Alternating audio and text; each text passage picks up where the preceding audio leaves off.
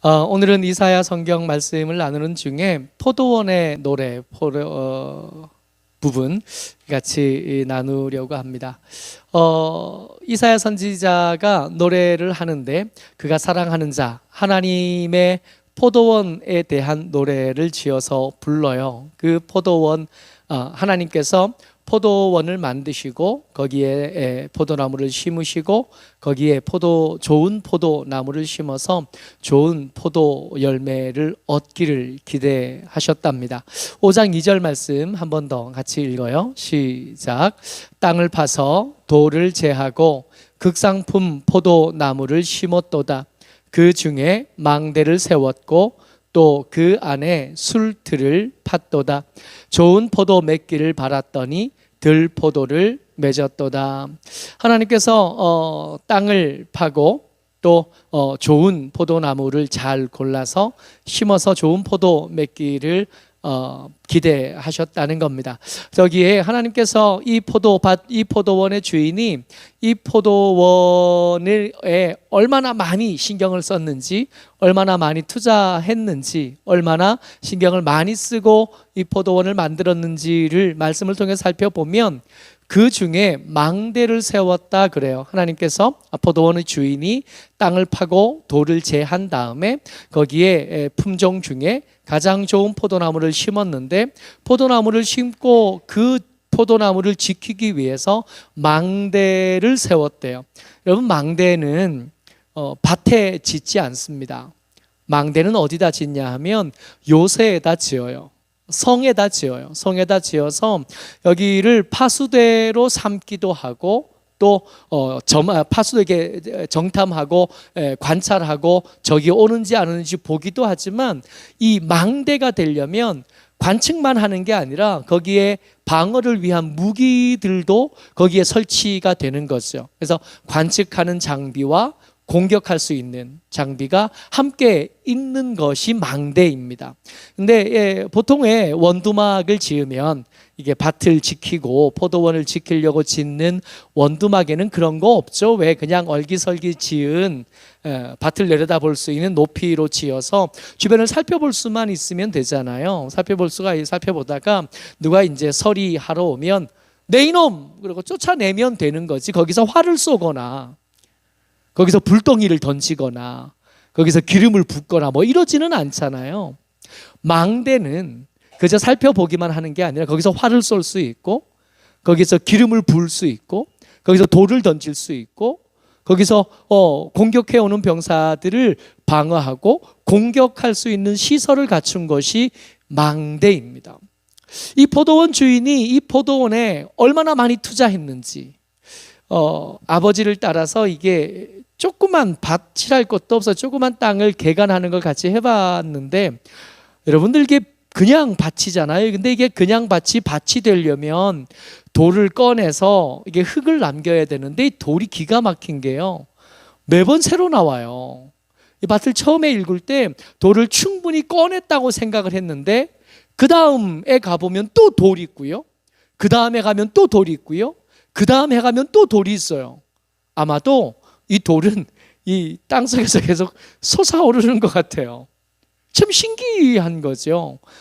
이 포도원 주인이 이 땅에서 돌을 다 패냈습니다. 그러니까 한 번 캐낸 게 아니라 끊임없이 관리하고 끊임없이 이 노동력을 들여서 품을 팔아서 이 포도밭을 관리하고 있었던 겁니다. 과한 투자도 하고 특별히 좋은 품종으로 나무를 심었죠. 그럼에도 불구하고 그 포도원에서 좋은 포도가 난 게 아니라 들포도예요.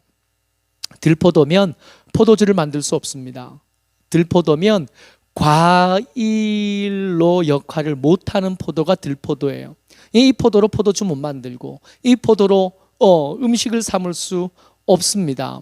이 말씀을 하시면서 하나님께서 이스라엘 백성이 포도원이고 이 나무가 유다 백성이다 말씀하셨었거든요. 하나님의 기대는 좋은 열매 맺기를 기대했어요. 그래서 거기에 이것저것들을 투입하시고 하나님의 은혜와 하나님의 긍휼을 그들 가운데 더했지만 기대한 대로 열매를 맺지 않았습니다. 들포도를 맺었고 그 들포도를 맺는 것 때문에 하나님께서 지으신 이 농사가 실패하게 될 지경에 이르렀던 거죠. 이 사람들 도대체 어떻게 살았길래, 하나님께서 이스라엘 백성들 도대체 어떻게 살았길래, 이 유대 민족이 도대체 뭐 하고 살았길래 이렇게까지, 내가 너희들 농사 지었는데 실패했어, 내가 너희들 위해서 많은 것을 투자했는데 그게 다 헛거가 되어버렸어. 원래 하나님의 규칙에는 30배, 60배, 100배 하나님이 농사 지으시는데 우리가 농사를 잘 지어도 100배 짓잖아요.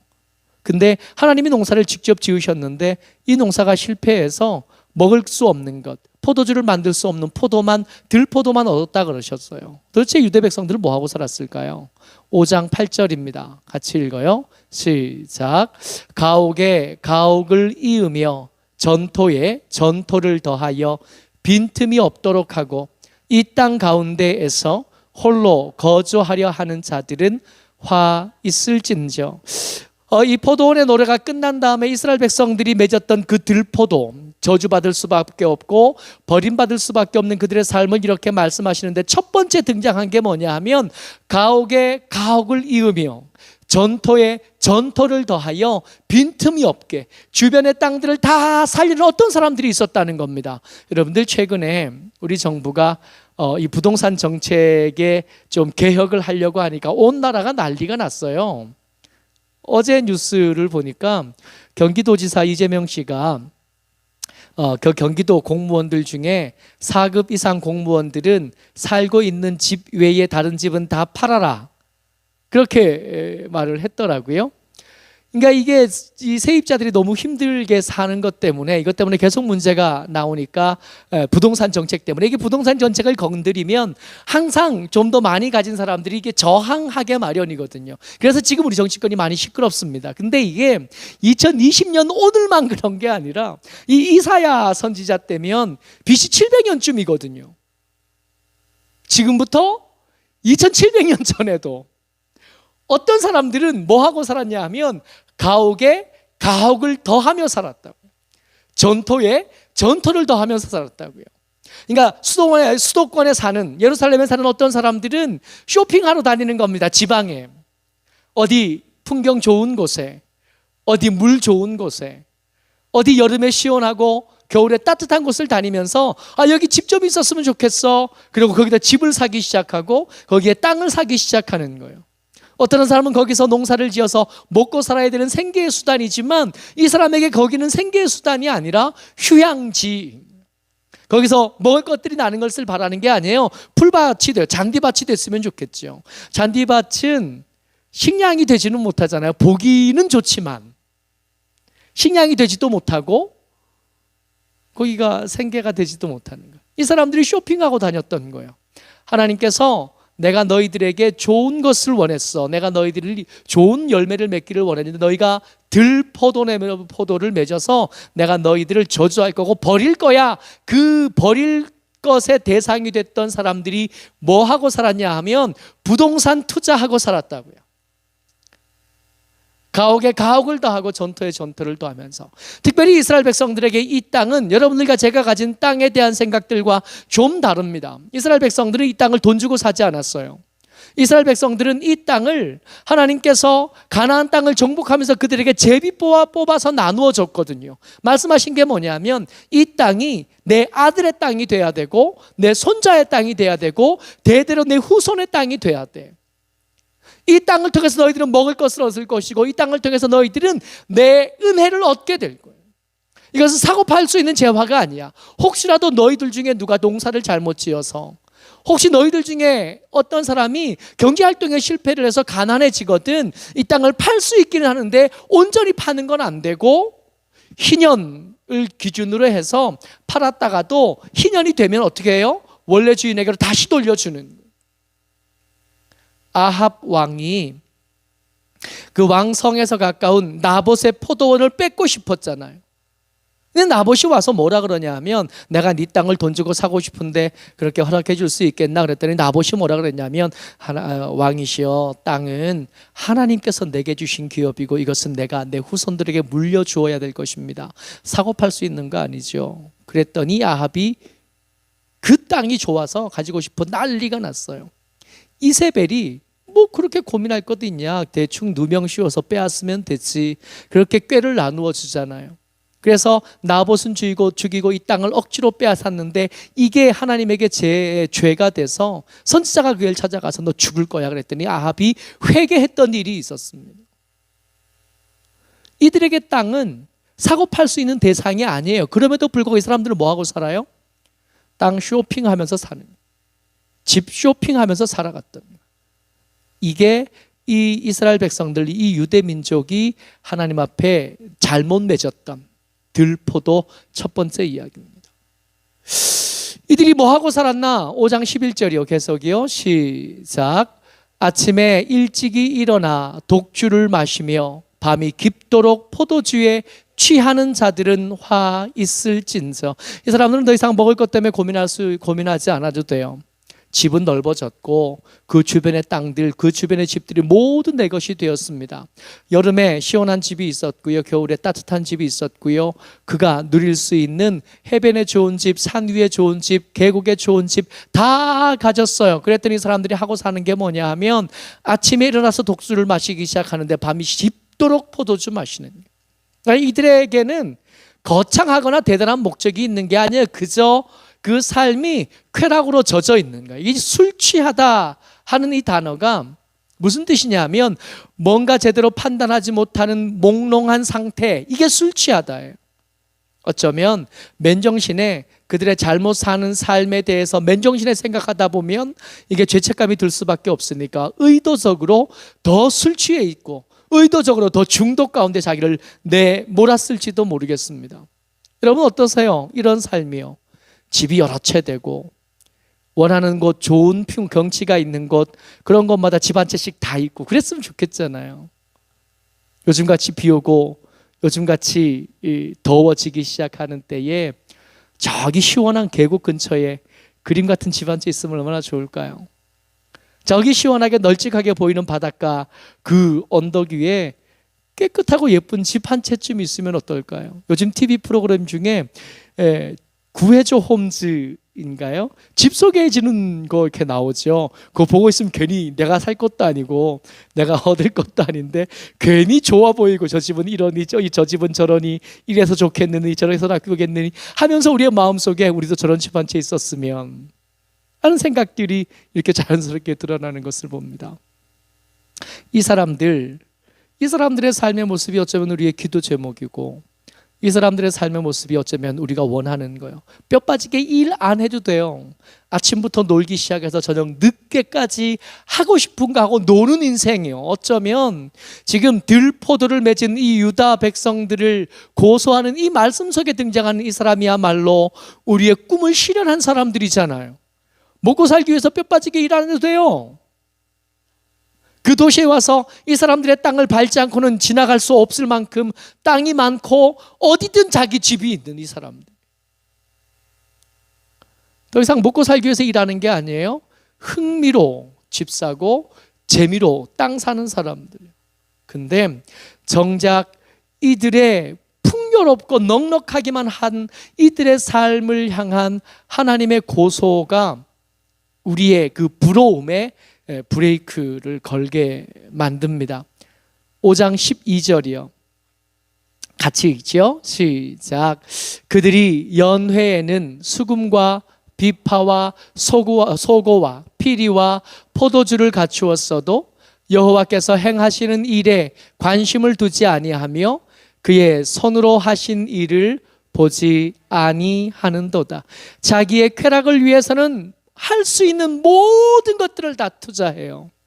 그들이 술 마시고 노는 그 연회, 아침부터 눈 뜨자마자 시작된 그 연회에는 수금을 탈 줄 아는 사람 부르고요, 비파 탈 줄 아는 사람 부르고요, 소고와 피리를 부르고요, 노래하는 사람 부르고 춤추는 사람 부르고 그 사람들의 퀄리티를 위해서 더 좋은 사람 부르기 위해서 더 많은 돈을 주는 것에 대해서 하나도 아깝지 않아요. 더 좋은 포도주를 구하기 위해서 많은 돈을 쓰는 것에 전혀 아깝지 않습니다. 더 좋은 음식, 더 좋은 옷, 더 좋은 이것저것들을 구하기 위해서 돈을 쓰는 건 하나도 아깝지 않은데 정작 이들이 마음이 좁아 터져지고 아까워지고 인색해지는 때가 언제냐 하면 여호와께서 행하시는 일에 감동을 받을 때, 그때 쓸 돈은 없어요. 여호와께 행하시는 일에 관심을 두지 아니하며 그의 손으로 하신 일을 보지 아니하는도다. 그러니까 아합 왕 때에 나봇이 억울한 죽음을 죽었다고 성경이 기록해 놓는데, 이 이사야의 말씀을 근거해서 보면 전국에 나봇 같은 사람이 한두 사람이 아닌 거예요. 어떤 사람들은 믿음이 있어서 이 땅을 돈 받고 팔지 않겠습니다 하는 사람 왜 없었겠느냐고요. 그럼에도 불구하고 그들의 사정을 봐주지 않았어요. 이 땅에 대한 하나님의 말씀 기억하지 않아요. 그들의 탐욕과 그들의 욕심을 채우기 위해서라면 무엇이든지 하는데, 하나님을 위해서 뭘 좀 하라 그러면 그것에 대해서는 얼마나 셈이 바르고 얼마나 합리적이고 얼마나 효율적인지, 한 푼이 틀려도 바들바들. 하나님께서 말씀하시는 것, 하나님께서 일하시는 것, 하나님께서 눈물을 흘리시면서 그 눈물 흘린 자들의 사정에 대해서 말씀하실 때는 그 산더미처럼 쌓여있는 그 재화와 그 보물이 순식간에 몇 푼 돈으로 바뀌어서 그거 없으면 굶어 죽을 것 같이 느껴져. 그거 없으면 다 망해버릴 것처럼 여겨져. 그렇다고 해서 이 사람들이 이렇게 막 많이 모으고 산다고 해서 이들의 경제가 정말로 그렇게 풍성해지고 넉넉해졌느냐? 그렇지도 않대요. 이들의 삶에 대해서 성경이 뭐라고 말씀하시냐 하면, 이들이 그렇게 많은 땅을 가져서 수입이 그렇게 많이 늘었냐? 이들이 많은 집을 가져서 그렇게 정말 풍요로워졌느냐? 그렇지 않다고 성경이 말씀하고 계시는 겁니다. 5장 10절이에요. 같이 읽습니다. 시작. 열흘 가리 포도원에 겨우 포도주 한 바트가 나겠고 한 호멜의 종자를 뿌려도 간신히 한 에바가 나리라 하시도다. 여러분, 열흘가리예요. 열흘가리는 뭐냐 하면 소 두 마리요. 한 겨리가 소 두 마리잖아요. 한 쌍 소가 하루 동안 가는 밭이 하루가리 밭. 그러니까 열흘 갈아야 되잖아요. 그러니까 이게 요즘 걸로 대충 계산하니까 2만 제곱미터. 그러니까 1000m면 1km죠. 그러니까 20km, 한 변이 20km, 20km짜리 밭이요. 이게 포도원이에요. 여러분, 한 변이 20km면 어마어마하게 넓은 거예요. 한 도시만 한 거예요. 울산에서 경주까지가 40km거든요. 그러니까 울산부터 경주까지가 40km라니까 그 반만한 길이를 가진 땅에서 포도주가 얼마 났다고요? 한 바트요. 바트는 액체를 물로 된 것들을 재는 단위인데 40리터입니다. 우리 간장 한 마리 20kg이거든요. 20리터짜리예요. 그 두 말. 그렇게 아득바득 사람들 눈에 피눈물 흘리게 해서 빼앗은 땅에 소 두 마리로 열을 갈아야 될 만큼 그 넓은 땅에서 얻은 수익이 뭐냐 하면 한 바트예요. 40리터 겨우 포도주 얻은. 들포도니까 뭐 얻을 만한 것들이 있겠나요? 한 호멜의 종자를 뿌렸습니다. 한 호멜은 가루를 재는 단위예요. 한 호멜 400리터입니다. 400리터면 뭐 이렇게 액체되는 걸로 계산하면 400kg 정도로 일단 잡으면, 그거 뿌려서, 여러분 이게 보통 씨를 뿌리면 하나 뿌려가지고 하나 나면 이거 손해잖아요. 그러면 안 되죠. 왜? 한 모종 하나 이렇게 심으면 거기서 쌀이 적어도 이렇게 이만큼은 나와야 그게 농사 짓는 이유가 될 거 아니에요. 한 호멜의 10분의 1이 에바입니다. 그러니까 400리터 뿌려가지고 수확은 어떻게 해요? 40리터예요. 그러니까 30배를 거두어야 기본인데, 30배를 거두어야 기본인데 10분의 1 겨우 거둬요. 그러니까 땅 주인은 이거 먹고도 살죠. 40리터 술 있으면 땅 주인은 살아요. 40리터 곡식 있으면 땅 주인은 사는데 땅 주인만 살고 지만 먹고 사는데 그 간신히 이 말씀 보면서 여러분 생각나는 사람이 있어요. 누가복음에 등장한 그 어리석은 부자 기억나세요? 레므란트가 그린 그림입니다. 레므란트가 21살에 그린 그림이래요. 어떤 사람은 21살에 이런 그림도 그려요. 이게 어리석은 부자예요. 누가복음 12장에 등장하는 그 어리석은 부자가 그린 그림입니다. 렘브란트의 별명이 뭐냐면 빛의 마술사예요. 이 사람이 성경의 장면마다 그 장면들을 묘사해서 그림을 참 잘 그렸는데, 굉장히 신학적으로 성경적으로 중요한 이슈들을 자기가 생각했을 때 중요하다고 생각한 것을 밝게 그려요. 이거 보라고. 그리고 그가 중요하지 않은 것들은 대충 어둡게 그냥 대충 그리고 맙니다. 이 렘브란트가 생각할 때 어리석은 부자의 삶이 어땠냐 하면, 먼저 한번 생각해 보세요. 지금 저기가 낮인가요, 밤인가요? 밤이에요. 아주 깊은 밤이에요. 혼자요. 어쩌면 이 부자 외에, 이 어리석은 부자 외에 다른 사람들이 지금 다 자요. 왜요? 피곤하거든. 밤은 우리에게 일하라고 있는 시간이 아니라 쉬라고 있는 시간이잖아요. 이 사람은 못 쉬어요. 촛불 하나 켜놓고 혼자 아직 늦은 밤인데 계속 일해야 돼요. 이 사람 뭐예요? 부자인데, 어리석은 부자라 쉴 줄 몰라요. 그리고 이 작은 그림이 잘 안 보일 거예요. 제가 그림 하나 이렇게 더 확대해서 가져왔는데, 이 사람 표정입니다. 이 사람 표정에 주목해서 볼 것은 이 사람 이마에 깊은 주름이 있어요. 보이세요? 이 사람이 지금 손에 들고 있는 게 금화인데, 이 손에 이렇게 들고 있는 게 금화를 들고 있는데 까맣게 돼 있어요. 왜 까맣게 보이냐 하면, 이 촛불이 여기 눈앞에 있거든요. 촛불이 눈앞에 있고 금화를 들여다보고 있어요. 그러니까 이쪽에서 보고 있으니까 금화, 촛불을 받고 있는 금화의 모습은 안 보이고 그림자가 된 금화의 뒷면만 보이니까 어두워져요. 이 사람은 인상을 잔뜩 써요. 인상을 잔뜩 쓰고 깊은 고민 중에 금화를 살펴보고 있습니다. 여러분, 돈이 많으면 더 잘 쉴 수 있어야 되고, 돈이 많으면 걱정거리가 작아야 되고, 돈이 많으면 더 편안해야 되는 거 아니에요? 우리 그래서 돈 많아지고 싶은 거 아니에요?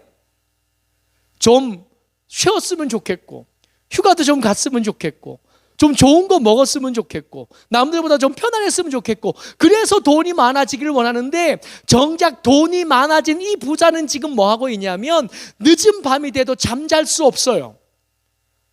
이 금화, 혹시 내가 속아서 원래 금화보다 작은 걸 받은 건 아닌지, 이 금화가 혹시 금의 함량이 부족하지는 않은지, 가볍지는 않은지, 이걸 쓸 때 어디다 써야 되는지, 이걸 지킬 때 어떻게 지켜야 되는지, 그거 고민하고 걱정하느냐고. 남들 다 자는 밤에 어쩌면 의도적으로 이 밤에 혼자 깨어 있는지 모르겠어요. 이 돈 얘기 남들하고 같이 나눌 수가 없거든. 아들도 믿을 수가 없고, 아내도 믿을 수가 없고, 자기 일을 하는 청지기들도 믿을 수 없으니까 이거 자기 혼자만 할 수 있는 일인, 깊은 주름을 이마에 지어가면서 열심히 돈을 살피고 있습니다. 그리고 또 한 장면, 이 렘브란트가 이 글을 그릴 때 유독 밝게 해놓은 데가 있는데, 밑에 보면 저기 저울 보이세요? 저울 보여요?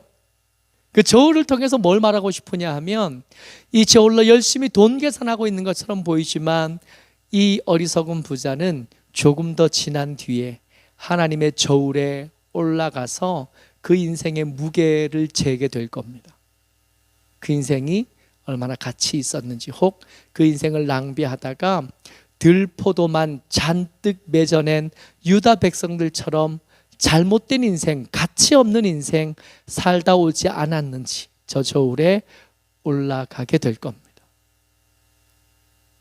열심히 돈 세고 있고, 열심히 창고를 다시 지을 생각을 하고 있는 이 부자를 향해서 하나님 말씀하셔요. 누가복음 12장 21절입니다. 같이 읽어요. 시작. 자기를 위하여 재물을 쌓아두고 하나님께 대하여 부요하지 못한 자가 이와 같으니라. 가난뱅이였어요. 세상 사람들 볼 때는 부자였는지 몰라도 하나님 보시기에 이 사람은 가난뱅이. 유다 백성들이 지금 하나님 앞에 가난뱅이가 되어졌습니다. 근데 진짜 문제는 이들의 소득이 작아졌습니다. 이들의 삶이 문제가 있습니다. 풍요 속의 빈곤이 이들을 힘들게 하고 있습니다. 이런 게 문제가 아니에요. 진짜 문제는 따로 있습니다. 이사야 5장 14절 말씀이에요. 여러분 두려움을 가지고 같이 읽습니다. 시작. 그러므로 수월이 욕심을 크게 내어 한량 없이 그 입을 벌린즉 그들의 호화로움과 그들의 많은 무리와 그들의 떠드는 것과 그 중에서 즐거워하는 자가 거기 빠질 것이라. 스올이 그 들포도만 맺어낸 그것들을 삼키게 될 건데, 그 스올이 삼키는 것들이 그 입을 크게 벌리고 그들의 호화로웠던, 여러분 그들이 얼마나 호화로웠는지 우리가 아까 봤잖아요. 전국에 그들의 땅이 없는 데가 없고 그들의 전국에 그들의 집이 없는 데가 없어요. 좋다는 데는 다 집 있고 좋다는 데는 다 땅 있는 사람이요. 그거 다 삼켜요. 그들이 많은 무리를 이루었지만 이 수월은 그것을 삼키는데 조금도 버거워하지 않습니다. 그들이 온갖 크고 즐거운 소리로 떠들고 있지만 그것을 삼키는데 이 수월은 조금도 문제가 없어요. 잠언에서 이 다오하는 거머리와 함께 만족한 줄 모르고 족하다 하는 것을 모르는 서너 가지가 있는데, 그 서너 가지가 뭐냐 하면 수월이 만족한 걸 모른대요. 아무리 먹어도 내가 배불러서 더 못 먹겠다 그러지 않는데요. 잉태하지 못하는 태가 그렇고 물로 채우지 못하는 땅이 그렇고, 그리고 태우는 불이 그렇대요. 아무리 태워도 그 불이 내가 더 이상 배불러서 못 태우겠다 그렇게 하지 않는데요. 수월이 그 만족을 모르는 것들 중에 거머리와 함께 대표입니다. 거머리는 이 똥구멍으로 먹은 피를 싸면서도 계속 빨아요. 멈출 줄을 몰라요. 이 수월은 아무리 많은 사람들을 죽어서 그 뱃속에 집어넣어도 내가 도저히 여기에 더 이상 사람이 올 데가 없으니까 그만 죽어라 그러지 않는다고요. 이스라엘 백성들은 하나님의 백성들입니다. 하나님께서 그들의 하나님이시고 그들은 하나님의 백성이죠. 하나님께서 이들을 키우시고 길리고 훈련시키시면서 하나님이 하셨던 일들을 그들에게 맡겨서 그 일을 하는 중에, 연습되는 중에 하나님을 점점 닮아가도록 만들어 주셨고, 하나님을 점점 닮아가면서 좋은 열매 맺기를 기대하셨는데, 근데 들포도 맺으면서 함부로 그 삶을 살다 보니까 세상에 기대에 어긋났던 이 이스라엘 백성들이 점점 스올을 닮아가는, 족한 줄 모르고 만족한 줄 모르는, 마치 거머리처럼, 마치 스올처럼 아무리 많은 땅을 삼켜도 만족한 줄 모르고, 아무리 많은 것을 먹어도 그것으로 충분하다고 말하지 않는 스올처럼, 거머리처럼 그렇게 되어가고 있는. 진짜 문제는 이 사람들이 부자로 살았느냐 가난하게 살았느냐가 아니에요. 하나님의 백성임에도 불구하고 그들의 삶을 아무리 살펴보아도 하나님을 닮아가고 있는 흔적 한 가지를 찾을 수가 없는, 그들의 말을 아무리 들어도 하나님의 백성답지 않고, 그들의 삶을 아무리 뒤져봐도 하나님의 백성답지 않고, 그들의 씀씀이를 아무리 뒤져봐도 하나님의 백성다운 구석을 한 자락도 찾아내지 못하겠는 거예요. 오히려 거머리 닮아가고 스올 닮아가고 마귀 닮아가고 세상의 허탄한 것들을 따라 살다가 하나님의 사람들, 하나님을 아버지라 부르는 사람들이 그 아버지는 하나도 안 닮고 어디 가서 웬 이상하고 흉측한 것들만 잔뜩 닮아가지고 살아가고 있는, 돌이키지 않으면 이들에게 무슨 소망이? 예레미야 선지자가 자기 백성들을 향하여 열심히 기도합니다. 열심히 기도하고 하나님께서 하시는 말씀을 그들에게 열심히 전하면서 돌이켜야 된다고 그렇게 전하다가 백성들이 말을 듣지 않아요. 그러니까 혼자 앉아 울어요. 혼자 앉아 울면서 부른 노래가 예레미야 애가인데 3장 40절에 이렇게 노래합니다. 같이요. 시작. 우리가 스스로 우리의 행위를 조사하고 여호와께로 돌아가자. 여러분, 말로 하는 운동으로는 내가 하나님의 사람이 되겠다 결심하고 사람들 앞에 선언하는 것으로 아무것도 안 돼요. 행위를 조사하는 거. 혹시 세상 사람들하고 똑같이 살아가지 않았는지 살펴본 다음에 멈추고 하나님께로 돌아가서 우리의 말을 하나님처럼, 우리의 삶을 하나님처럼 살아가는 걸 연습하지 못하면 우리는 마귀 새끼로 살다가, 하나님의 사람으로 태어나서 하나님의 사람으로 삶을 시작했음에도 불구하고 마귀 새끼로 살다가 마귀의 소속으로 마귀를 위해서 준비된 곳에 갈 수밖에 없는. 모쪼록 저와 여러분들이 이 말씀 듣고 나누는 중에 잠깐 멈출 이유와 힘을 얻게 되기를 주의 이름으로 축복합니다. 멈춘 다음에 살펴보는 거죠. 혹시 내가 하나님께서 공급해 주시는 기름진 땅에, 그리고 돌을 제하여 주고 망대까지 세워준 땅에 살면서도 좋은 포도 열매는 고사하고 들포도 맺고 살지는 않는지, 하나님을 아버지라고 부르기는 하지만 삶은 악한 것들과 방탕한 것들을 따라 저들의 삶을 따라 살고 있지는 않은지, 그렇게 점점 우리의 인상이 하나님에게서는 멀어지고 악한 것들과 닮은 채로 살아가고 있지 않은지 이렇게 살펴볼 수 있는 오늘이 되시기를 주의 이름으로 축복합니다.